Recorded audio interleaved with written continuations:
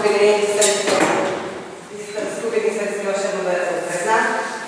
A skôr ako začneme, ako vždy, predtým, ako začne náš program, sa predstavíme. Takže dovolte, aby som vám predstavila rytiera Miroslava,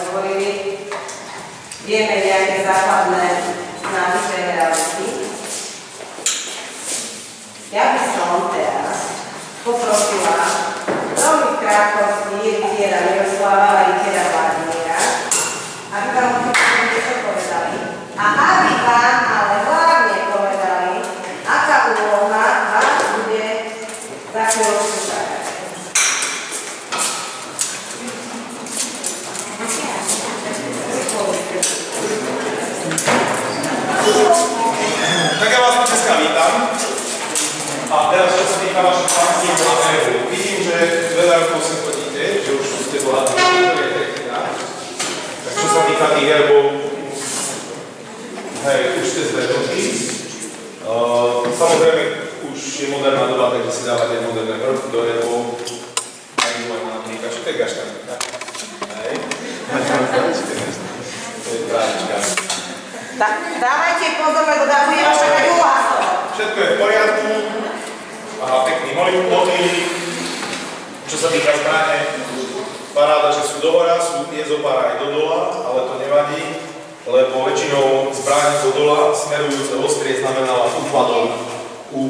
Ani nie tak nie, skôr úpadok, ústup, načo negatívne. Ale vôbec to nie je problém, lebo aj bratislavský Richtár v 15. storočí mal dole smerujúcu šípku, čo sa málo kedy používalo, ale používalo sú raritné tie erby, ale sú. Takže väčšinou tie zbrane dohľadali, všetko je v poriadku, čo sa týka erbu. Ďalej som vám chcel ešte povedať o tých pánstvách, aby ste, viem, že ste si losovali lístky, aby ste si nemysleli aj tí, čo sú slúhovia, že ste slúhovia, lebo na pánskom sídle pán bol automaticky aj rytier, keď bol pán, pretože bol feudál, hej. Bol taký hradný pán, mohol mať jeden viac hradov, ktoré získal od kráľa alebo rodovou državou, ale aj tým, že to mal zdedené v rodine, musel mať zdedené aj postavenie, alebo ženie v podstate. To znamená, že vždy musel ten pán dostať od kráľa za nejaké služby, hlavne za vojenské služby v tom ranom stredoveku, dostal pánstvo, dostal dedinu v tej dedine, alebo 2 dediny, alebo dostal aj dokonca mesto, 6 dedín k tomu, mlyny, aj v iných oblastiach, nemuselo to byť vždy na jednom mieste. Bežne sa stávalo, že rodiny mali u nás v Uhorsku, keďže Uhorsko, ako viete, bolo veľké od poľských hraníc, na severe až po Jadranské more, respektíve Stredozemné more na juhu, od severu od českých a moravských hraníc a rakúskych, až po pomaly hranicu polovica Ukrajiny, v podstate Rumunsko až po Čierne more patrilo Uhorsku. Čiže do Uhorska patrila skoro celá Jugoslávia, časť Talianska, časť Rakúska, celé Maďarsko, Rumunsko, komplet celé, volalo sa Sedmohradsko, Halič, čo je vlastne dnešná časť Ukrajiny, Moldavsko, to všetko Slovensko, to všetko patrilo do Uhorska. V istom období patrilo do Uhorska dokonca Poľsko, ale to bolo len pár období a polka Čiech za Matiakovi v podstate. Čo sa týka týchto pánstiev, hej, bol hradný pán, respektíve feudál, ktorý bol majiteľ pánstva. Samozrejme, automaticky bol rytier a bol veliteľ jednotky, keď sa išlo bojovať, velil to.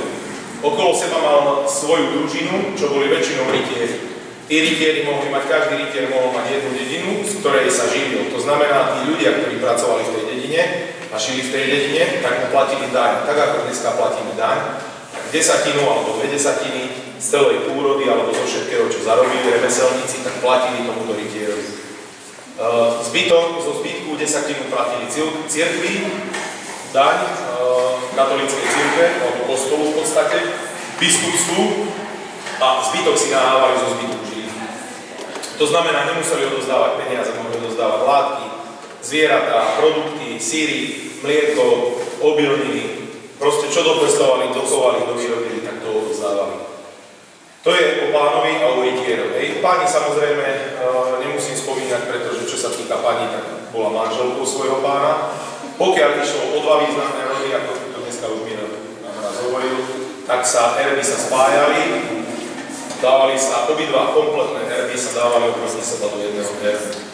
Pokiaľ nie, nebol taký významný rod, väčšinou žena preberala mužov erb, pretože línia sa dedila po meči, čiže po mužskej línii.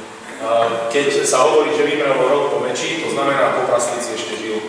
Po praslíci ako zo ženského pokolenia. To znamená, že daný feudál nemal syna, ale mal dcery, tie dcery vydal a teoreticky ten rod pokračoval. Ona si v súkromí nahávala svoj erb, ale prevzala erb aj svojho manžela. Čo sa týka komorných, komorné boli väčšinou ženy z ľudu pri nižšej šľachte. Pri vyššej šľachte to boli šľachtičné, ktoré prišli do výchovy v vyššej šľachtičnej, to znamená, učili sa šiť, tancovať, spôsoby, možno písať, čítať a proste ich vychovávali a toto boli tzv. Komorné alebo pobočníčky alebo spoločníčky, dá sa to aj tak nazvať. Čo sa týka sluhov, aby ste si nemysleli, že sú to len takí sluhovia. Sluhovia boli aj obyčajní sluhovia, ktorí makali. ale v podstate na feudálnom pánstve boli sluhovia ako správca stajne alebo stajník, pohárnik, taverník a takíto, čo boli tiež väčšinou nízki šľachtici, väčšinou zemania, ktorí sa starali o chod domácnosti. Samozrejme, už vyplýva z toho názvu, že stajník sa staral o pánovi o kone a o stajne. Mal pod sebou paholkov, nevoľníkov a nevoľníci boli absolútne najnižší, ktorí v podstate robili tú najhoršiu prácu, chytali hnory, vyberali latrínu, zametali dvor, žili v podstate v stajni, alebo maštali so zvieratami, alebo mali veľké, chladné, nevybudované miesto, kde sa spalo na kope. Ale väčšinou tí sluhovia, ktorí boli blízko pána, tak to boli drobní šľachtici, po prípade muži, ktorý absolútne veril pán a taverník alebo pohárnik sa staral o to, aby pán mal furt pohár plný, aby víno bolo dobré, voda, aby nebola skazená. Taverník bolo niečo obdobné, akurát, že sa staral aj o pivnice a o zásoby. Potom samozrejme ešte ďalší sluha sa staral o celý chod hradu, čo bol väčšinou to bol kastelán, alebo to bol, ako sa to volalo, šafár. Šafára ešte to malo jeden názov. Šafár ešte, ale u nás to malo ešte úplne iný názov. No, to nevadí. Tých pomenovaní je viacej, čo poznáme. A u nás naša uhorská šľachta, vysoká šľachta, sa volali Jovakioni. To boli u nás. Nenazývalo sa to lord, nenazývalo sa to grof. U nás slovo grof sa začalo používať až takedy v 18. storočí. Ale dovtedy sa oslovovali pán, brat, alebo v oficialitách, v oficiálnych listinách je napísané Jovakioni. Takže to sú tá najvyššia šľachta uhorská.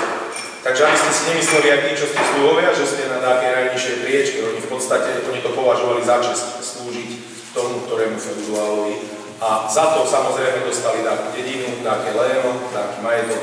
A to, čo im ľudia odovzdali, tu ten desiatok, alebo tie dve desatiny tej dane, tak ešte z toho uvádzali svojmu pánovi, okrem služby, ktorú svojmu pánovi venovali. Chceš dať čo ešte ty? Voľa čo o programe modelované? Nie, všetkým spájaním. Ja? Aby ste vedeli, pôvodný uhorský rod kráľovský boli Arbádovci. To je ten bielo-červený rod. Ak si všimnete, akurát bol opačný. Toto je bystrický rod. Keď prišiel ďalší kráľovský rod, Bystrica to dostala ako erb od kráľa, čiže si dala kráľovský erb, ale nesmeli mať presne rovnaký, museli vymeniť vrchna. Biele za červené a červené za biele. To znamenalo, keď mali kráľovský erb otočený, že slúžia len kráľovi a nikomu nie. Kráľovské mesto. Slobodné kráľovské mesto. S tým, že keď prišiel ďalší rod kráľovský do Uhorska, keď Arbádovci vymreli, prišli Anžulovci z Talianska a oni mali na modrom poli zlaté ľady. 6. To bola talianská vetva Anžulovcov.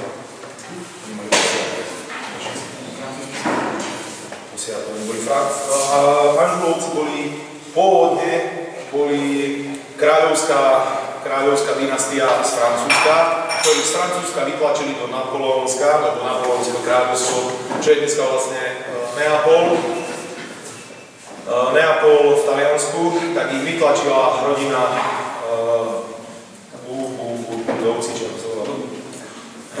Bourbonovci, dynastia Bourbonovci vyhrali boj ako občiansku vojnu v podstate a títo Anžulovci ustúpili do Neapola a tam sa vlastne zmocnili Neapolského kráľovstva a vládli Neapolského kráľovstva. Čiže mali klasický francúzsky kráľovský erb, v modrom boli posiate zlaté ľalie. To znamená, že tie ľalie, ak poznáte takto americkú zástavu, viete, ako sú hviezdy v americkej zástave? Nie sú pravidelné, sú rozhádzané, že v jednom rade je 10, v druhom je 11. Tak takýmto spôsobom mali tie ľalie, akurát, že tie ľalie boli tak posiate, že keď vychádzala ľalia na kraj erbu, tak bolo iba kraj ľalie nakreslené. Takým spôsobom to mali posiate. A čo sa týka Brezna, tak presne taký istý erb si urobili, len neurobili posiate ľalie. Spojili vlastne dva kráľovské erby, Arbádovcov a Anžulovcov, pretože Anžulovci, keď prišli do Uhorska, tak si prisvojili, keďže sa stal symbolom Uhorska tento kruhovaný herb, tak si prisvojili, že sme v Uhorskom kráľovstve a rozpolili ten herb na polovice. Polovica bola červeno-biela, od vrchu červeno-biela a druhá polovica bola modrá s posiatými zlatými daliami. Brezno tento herb prebralo, len si ho otočilo, čiže v modrom poli sú strieborné brvná a v červenom poli je už len 6 ľalí. Dodneska sa nevie, prečo 6 ľalí, ale dali si na 6 ľalí. Takéto herby môžete vidieť v herbe Kremnice, to sú podobné Anžulovci, Alunžulovcom, Trnava, tam má aspoň pôvodný herb Starý Trnavy, lebo teraz majú hlavu Krista, alebo čo tam majú, neviem čo, to býva v Trnavy, a Košičania ešte a Bardejov. Toto sú 4 alebo 5 miest v podstate na Slovensku, ktorí majú zachované herby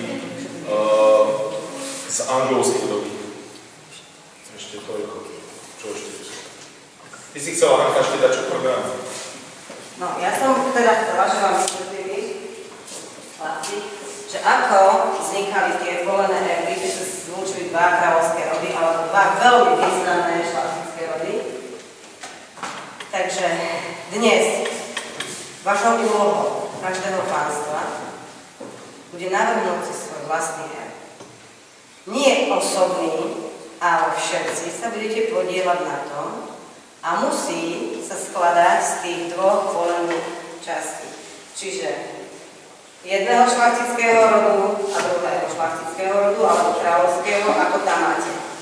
Čiže teraz si nebudete robiť herby za seba, ale za svoje pánstvo. To je jedna úloha. Druhá úloha. Musíte sa dohodnúť na tom, ako sa vaše pánstvo bude volať. Budete mať, hradní páni majú rád, je to vaše pánstvo, musíte ho nejako nazvať. Vymyslieť si názov, vymyslieť si herb. A ja vám teraz predstavím vašich patrónov, ktorí budú nad vami, s ktorými sa môžete radiť. Oni budú mať len poradný hlas vo všetkom, čo sa nás dnešného večera čaká. Takže kráľovský pár Matúš a Lenka. To je vaše pánstvo. Sisa a Tomáš. Vaše pánstvo, Maťo. Vaše. A Šegi a Veronika. Toto je vaše pánstvo. No. Takže teraz dávajte pozor. Rozdáme nám Dianko. Každému si môžete sadnúť hlavne. Teraz tam máte čas na to, teraz máme takú aktivitu, že sa môžete poradiť. Vymyslíte si meno. Na to máte fixky na stole.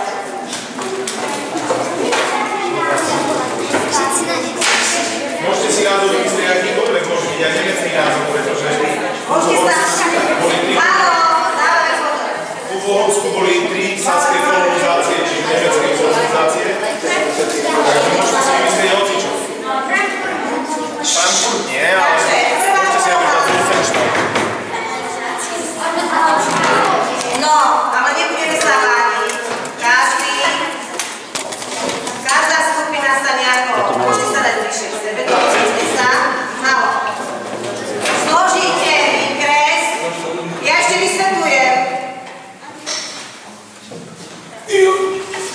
Ale ja vám zložím výkres. Zložíte výkres.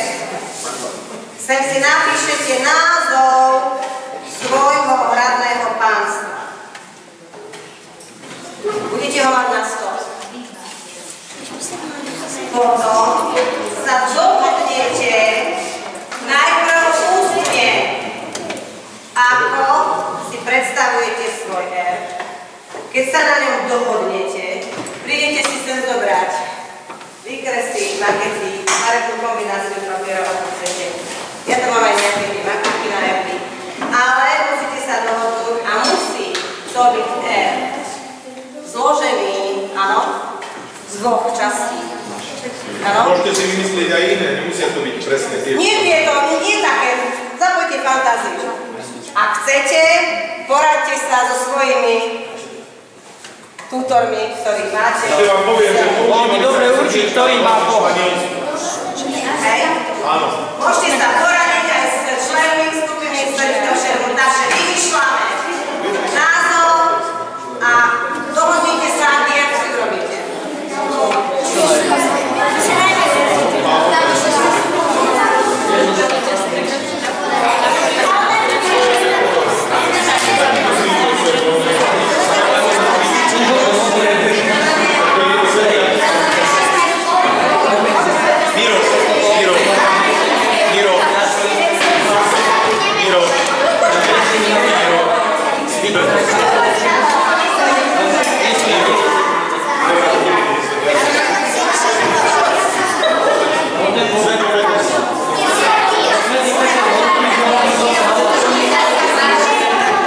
Toto sa volá Zlatý kameň.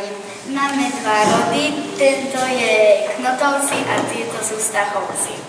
Výborne. My sa voláme Drakonovci, toto sú Obi-Wanovci a toto sú Skywalkerovci. Výborne. My sme z Detského kráľovstva a máme Mečové kráľovstvo a Dračí. Ticho. No, tak naša skupina som vytvorila, naša skupina volá sa Afigovci. Afigo, nie Afigovci, no to je jedno. A máme takýto je. No, ukážem. Prečo? Čo? Oni sú zo Žiliny a ja som z Brezna, čiže máme brezňanský, taký akoby znak a žilinský znak. No, výborne. Ktorú dal dokopy Žigmund Luxemburský, bola v boji išla do boja proti Turkom pri Nikopoli. Dokonca prišli francúzski rytieri, keď odchádzali z Francúzska, tak odchádzali s obrovskou slávou. S tým, že západná Európa, ako ju dneska poznáme, Nemecko, Francúzsko, Anglicko, Španielsko, Taliansko, napríklad, tak nás považovali Uhorsko za zaostalé. Keď prišli pred bitka pri Nikopole, dobre som povedal, neviem už presne, prišli v Bulharsku Nikopol, prišli pred to mesto, zhromaždili sa tam armády a keď mali vyraziť do boja, tak francúzski rytieri si povedali, čo, my sme lepší ako nejakí títo Uhri a vyrazili do boja. Tým pádom porušili komplet celú taktiku, ktorú mal Žigmund Luxemburský navrhnutú a ktorá mala fungovať. Tým, že oni vyrazili do boja, strhli za sebou vojsko, pretože už keď začali títo útočiť, tak museli ísť. Väčšina tých Francúzov padla hneď v prvom útoku. Všetci pomreli a vrátili sa do Francúzska s obrovskou hanbou. Prečo? Pretože nepočúvali svojho veliteľa a porušili pravidlá boja. S obrovskou hanbou sa vrátili a vrátili sa v noci, aby ich nikto nevidel. Aby neutržili doma ešte väčšiu hanbu. A strhli za sebou celé vojsko a Žigmund Luxemburský ten boj prehral a prehral ho tak potupne, že Žigmundov najlepší rytier si obliekol Žigmundové brnenie a plával krížom cez rieku, neviem či už Dráva, či Sáva, či ktorá to tam bola, preplával cez tú rieku a Žigmund v preoblečení musel na čelnú uísť z bitky. Úplne potupne prehrali tú bitku vďaka tomu, že pár ľudí nedodržiavalo pravidlá. Čiže takto, a zahynul veľa, takto sa prehrávajú. Turci, na rozdiel od vterajšej európskej šľachty, ktorá bola až priveľmi namyslená, každý si myslel, že je pupok sveta, že zjedol múdrosť všetku, tak Turci mali neuveriteľnú disciplínu. Oni boli tak disciplinovaní, že išlo o schopnosť toho, ktorého človeka a o to, čo to vedel. Aj z posledného slúdu sa mohol. To je asi tak jednoduchšie. Na jedno koleno, vieš, ako to prebieha. V mene svätého Juraja a svätého Michala zapasujem na Pánoša. Podveskové rád podveskového pásu. Aby som vám vysvetlil, či je podveskový pás, ja ho momentálne nemám, ale nosili ho aj muži aj ženy. Dneska to ženy nosia na spodnom prádle, ale podveskový pás, originál je vec, ktorá ja mám teraz v iné gate, nemám na to uspôsobené, tak tu nás sa viazal normálny opasok pod kolenom. To sa volalo podveskový pás. Ten rád funguje do dneska v Anglicku, existuje asi 900 rokov. Ale u nás Žigmund Luxemburský vytvoril rád, dračí rád, boli to rytieri dračieho rádu, mal znak ústočeného draka, ktorý si hryzie do vlastného chvosta a mal rozťatý chrbát v tvare kríža. Nad ním bol kríž s nápisom Ticho! Hej! Vy ste boli ticho, keď sme nás pasovali, tak prosím vás, musíte aj teraz. V mene svätého Jána Krstiteľa de la Salle ťa pasujem za najlepšiu vykonávateľ. V mene svätého Jána Krstiteľa de la Salle ťa pasujem za najlepšiu vykonávateľ.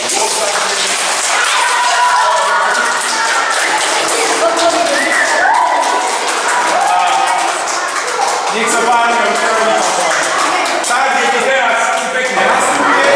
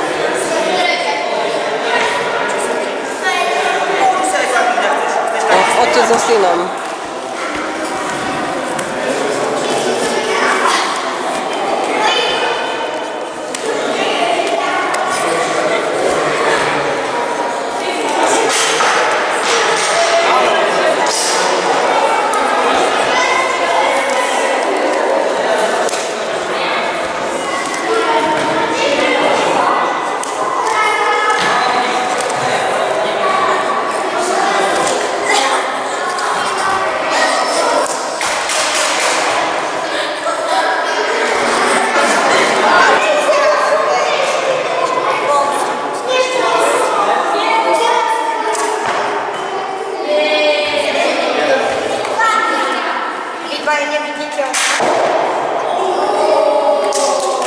Je to vláda na háru.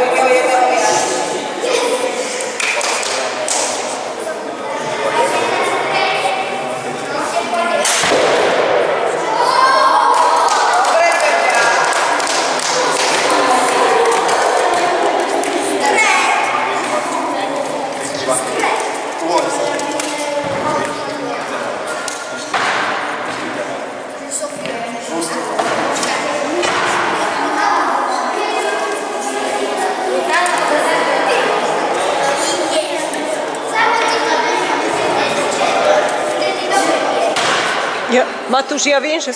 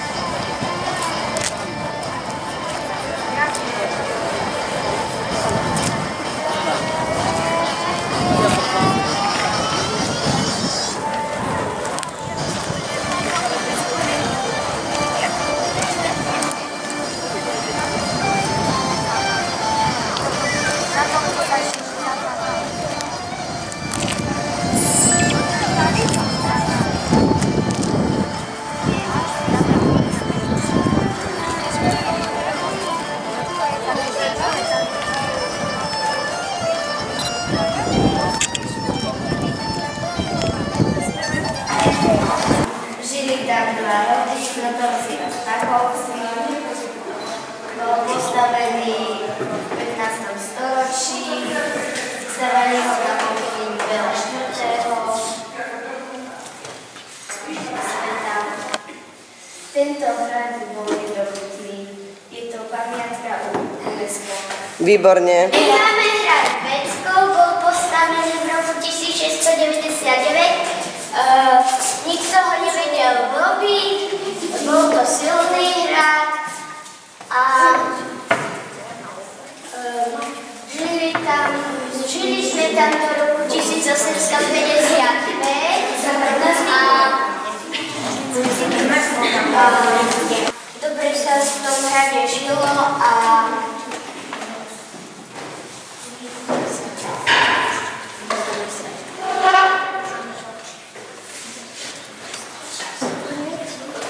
Nedal sa ani zničiť. Nedal sa zničiť. Dobre, zatleskame.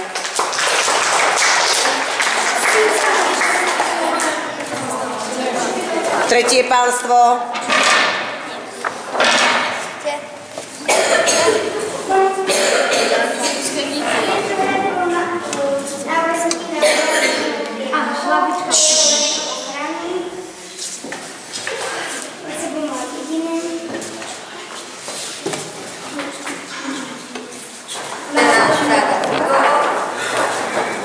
Postavil sa koniec 14. storočí, dobíjali ho, ale nedobili, nikto ho nedobil a je na Slovensku. Super. Paráda. Boli telocvičné točky a palica a všetko sa mi páčilo. No tak mne sa všetko najviac páčilo. Timo. Mne sa páčilo všetko a najviac sa mi páčili palice. Tebe najviac palice. No a tebe ty povedz, ako sa ti spolupracovalo vo svojom tíme? No, dobre, ale niekedy sa nevedeli dohodnúť. Nevedeli ste sa dohodnúť niektorí. Dobre, ideme. Už nemá. Paťko Bálint. Mne sa všetko páčilo, najviac sa mi páčilo tá Ohnivášov. Šimon. Najviac sa ti páčila Ohnivášov. Mne sa páčilo celý obrátka a obrátka.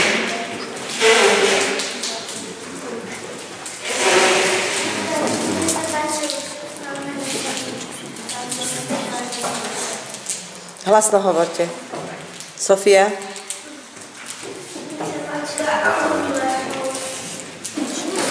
Takže teraz, kto by chcel ochutnať stredovekú pohánkovú kašu, choďte ochutnať. Hamburger!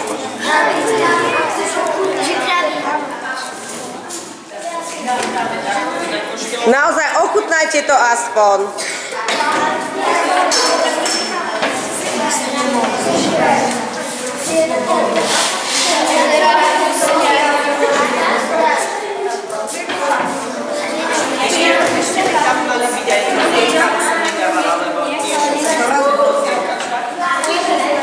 Tuto sa hlási potom Barborka, ona.